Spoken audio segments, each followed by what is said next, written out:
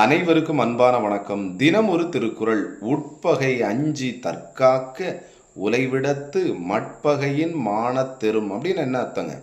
உட்பகைக்கு அஞ்சி தன்னை காத்தல் வேண்டுமா? காக்காது போனால் என்ன நடக்கும்? சுடாத மண்பானையில் உலை வைத்தல் போன்றதாகும்.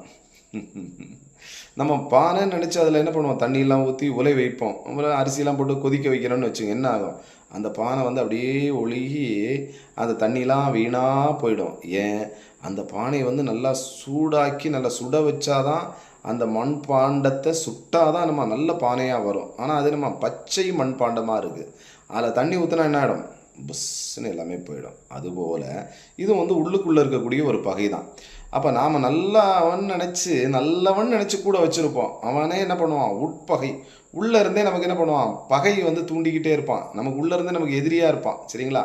உட்பகை அஞ்சி தற்காக்க, அது போன்ற ஆட்களிடம் நம்ம எச்சரிக்கையாக பாதுகாத்து கொள்ளணுமா நம்ம.